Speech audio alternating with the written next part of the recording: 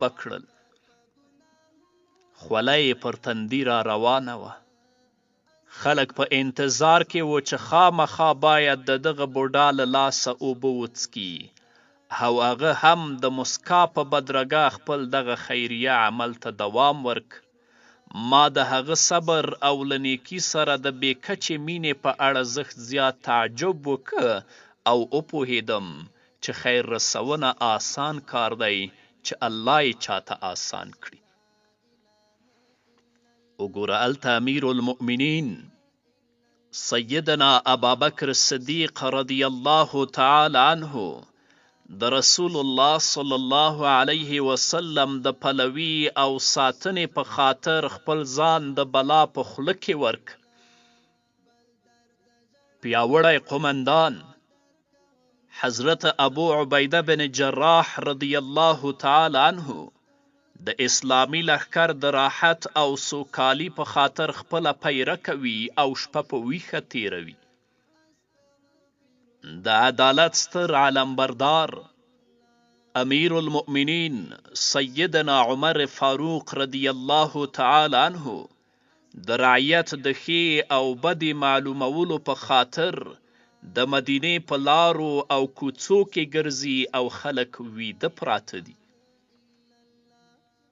د اسلام د ستر پیغمبر مین حضرت ابو طلحه رضی الله تعالی عنه د احد په غزا کې خپل ځان د غشو او تورو او برچو په خوله کې ورکوي چې پیغمبر علیه السلام محفوظ او خوندي پاتې شي. عبدالله بن مبارک رحمه الله په خپله روژه او نورو ته روژه ماتې ورکوي.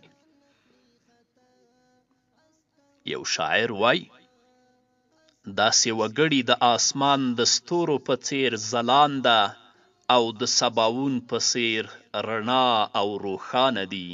الله رب العزت په خپل کلام کې فرمای وَيُطْعِمُونَ الطَّعَامَ عَلَى حُبِّهِ مِسْكِينًا وَيَتِيمًا وَأَسِيرًا.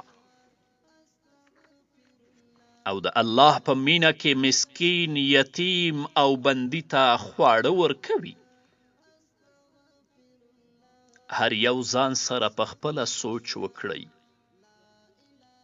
چې په خپله ورځني ژوند کې مو څومره د الله رب العزت د دین لپاره کار کړی او څومره مو د الله رب العزت له اوامرو او له احکامو سرغړونه کړې.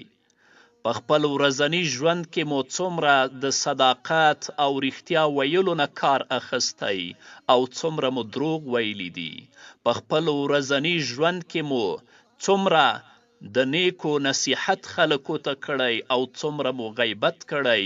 په خپل ورځني ژوند کې مو څومره حلالې پیسې لاسته راوړي او څومره مو له سود، رشوت او له حرامو لارو لاسته راوړي دي.